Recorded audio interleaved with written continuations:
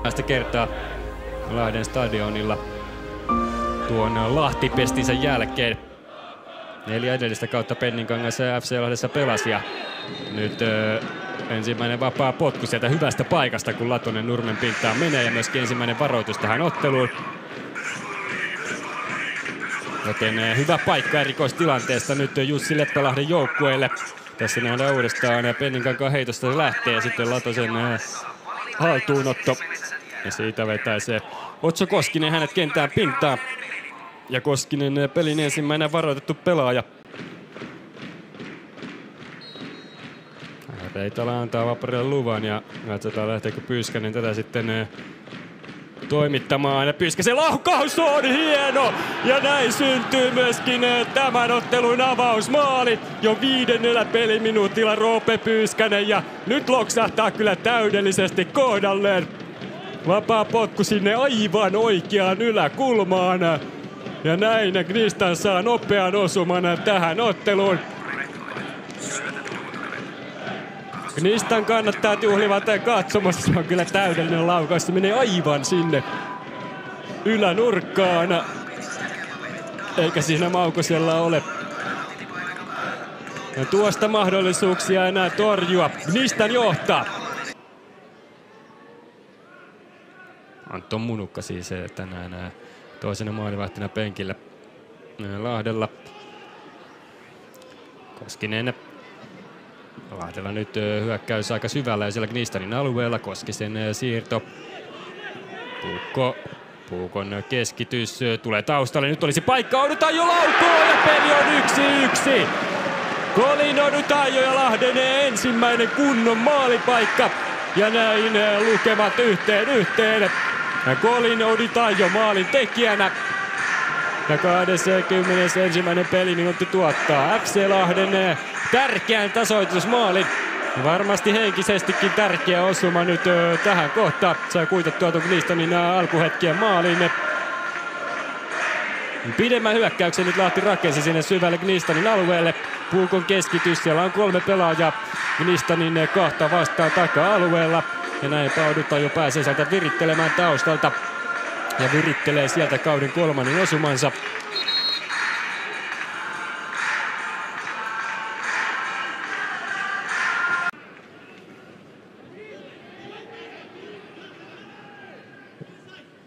Tauriainen. Nimitys oikealle. Puukko. Käyttö keskellä. Ivanovicilla. Puukko vastaan Sarraa. Puukon pudotus. Ivanovic lähtee haastamaan Sarria. Pääsee nyt keskittämään. Taka-alueelle tulee siellä. Lopes tekee liikettä. Ja nyt FC Lahden ensimmäinen kulmapotku tähän otteluun. FC Lahti tosiaan arvonnan järjesti, jonka voittajat pääsevät tuosta tänään nauttimaan. Nyt Gnistanin vuoro hyökätä. Enkerudin laukaus. Kimmokkeen ottaa ja nyt on Maukoselta hyvä venytys. FC Lahden hallintajakson jälkeen Gnistanin tilanne ja Enkerudin viimeistelyyritys ja on kelpo yritys Kimmokkeen se siitä ottaa ja Maukonen hyvin kyllä venyttää tämän.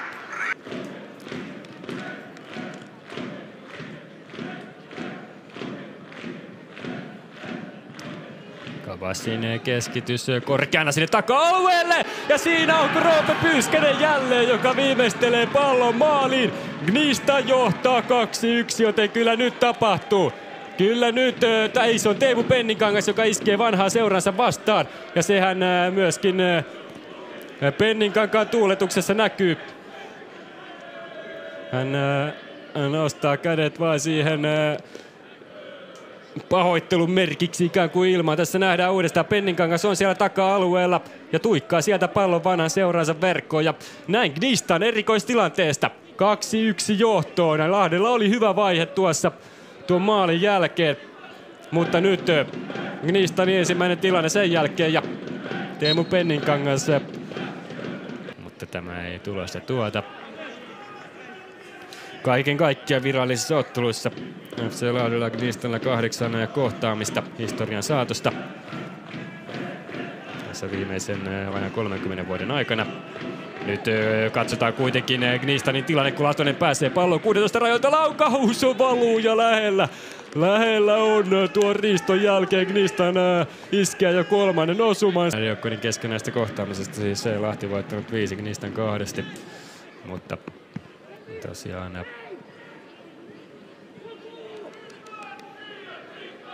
vähän yhteistä historiaa näitä nyt aiemmilta vuosilta on. Gnistanin seuraava tilanne on tulossa jo sinne Lahden boksiin.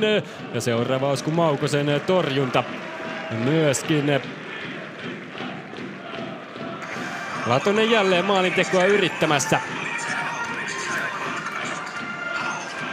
6 maalia on Joakim Latonen viimeistellyt tällä kaudella. Gnistanin paras maalintekijä. Ja 2 FC Lahden verkkoon kesäkuun alussa Oulun kylässä. Penninkangas se viimeisteli. Penninkangas tekee liikkeitä nyt täällä taustalla. Ojala on siinä keskellä. Heiskanen välitys Penninkankaalle. Penninkankaan keskitys maalille. Se on hyvän näköinen. Ojala puskee ja Maukonen torjuu. Maukonen torjuu. Gnistanilla jälleen hyvä paikka.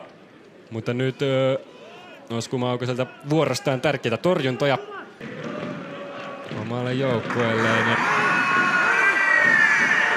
Puukon heitto. Tairianen linjan taakse. Puukon keskitys siinä, kun sitten Lahden tasoitus. Ei ainakaan vielä. Lopesin pudotus. Andraden keskitys hankalasta asennosta. Ivanovic puskee ja lähellä käydään, mutta Gnistan selvittää tämän tilanteen.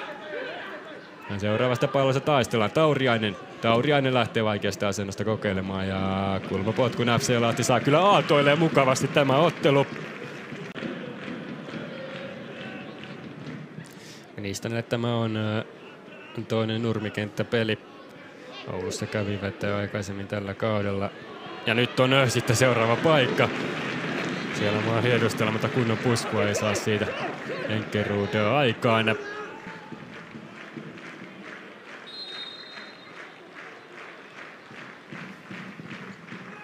Korkea pallo tulee sen taustalle, Vainion pää siellä on jatkamassa pallo maali edusta. Avustava lippu on ylhäällä, joten tästä ei Lahti tasoitusta saa, vaikka hetken jo siltä näytti. Michael Lopez on siellä maali edustalla jatkamassa ja nyt sitten seuraava loukkaantuminen. Teemu Penninkangas on kentän pinnassa ja tuliko päähän siellä osumaa. Olli Antunen liputti tämän pois. Tässä nähdään ja näytti tuon perusteella aika selvältäkin paitsiolta. Joten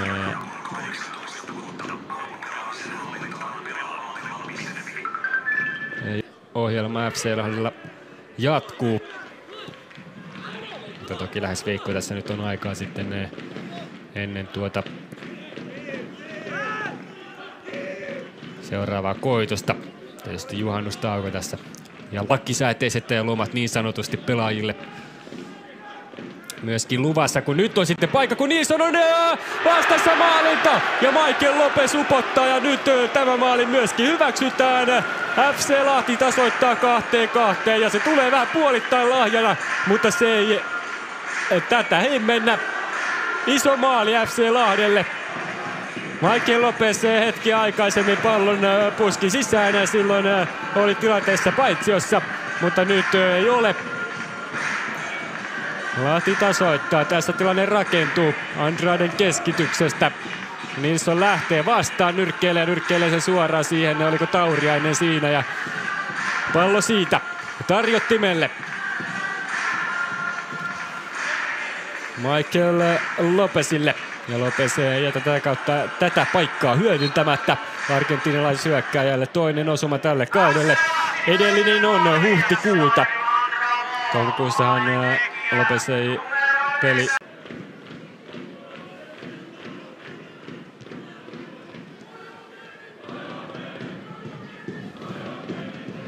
Nyt mennään jälleen toiseen suuntaan. Ivanovicilla on paikka ja onko tässä Lahden kolmas? Edelleen Ivanovic laittaa pallon sisään ja FC Lahti johtaa jälleen. Luke Ivanovic tai onnistuu jälleen Lahti ensimmäistä kertaa johtoon tässä ottelussa.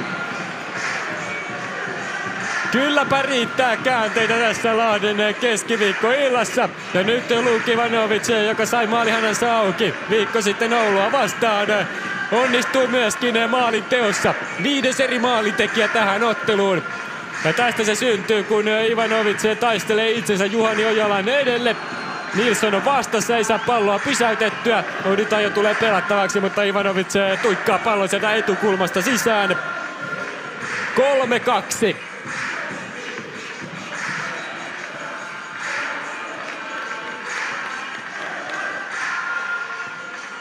Mitä käänteitä tässä ottelussa. Maalikarkelot yöttömän yön ottelussa ja Luke Ivanovicille kauden 3. osuma.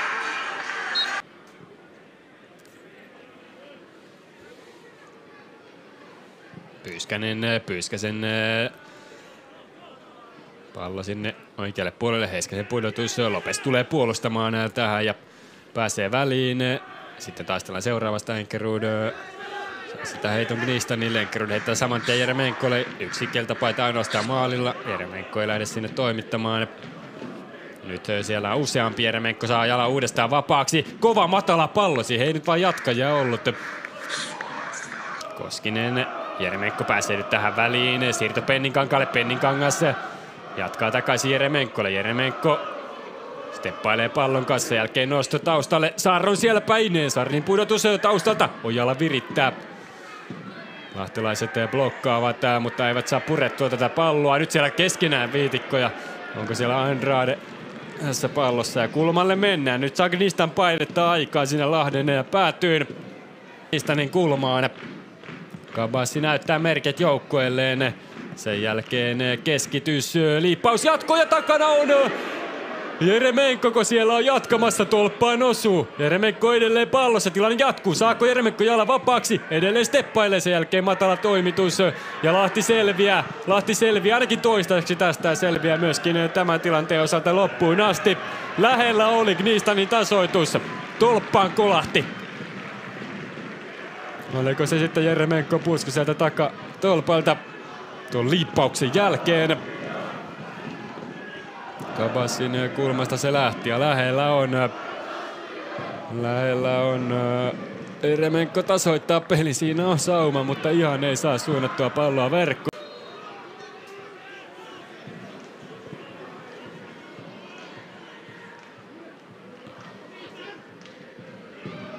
Sar. 90 minuuttia täyttymässä. Jeremenko toimittaa palloa nyt boksiin. Siinä on sauma ja siinä on se tasoitus. Ja se on Jonas Enkerud ja peli on 3-3. Gnistan nousee tasoihin, kun 90 minuuttia on täyttynyt. Ja nyt tuottaa Jeremenkon laadukas alustus myöskin tulosta. Ja Jonas Enkerud tuikkaa pallon vastaan tulleen Maukosen edestä sisään. Tässä nähdään, Jeremenko pääsee lähettämään keskityksen hienon pallon ja Maukonen lähtee siihen vastaan. Ei ehdi kuitenkaan ennen kuin Jonas Enkerud nikkaa pallon siitä hänen edestään sisään tähän otteluun. 90 minuuttia. Ei saa Lahti pidettyä johtoasemansa loppuun asti. Ja Gnistan tulee uudestaan. Latonen siirtää keskelle. Tässä on saumaa! Siinä on saumaa, mutta ei saa siitä. Momodou Sar palloa verkkoon. Nyt saa Osku Maukonen tämän pysäytettyä. Nyt on lähellä kyllä ihan täydellinen sulaminen FC Lahdelta. Sarrilla on hyvä paikka laukoa, mutta Maukosta kohti suuntautuu. Aikakin on täyttymässä.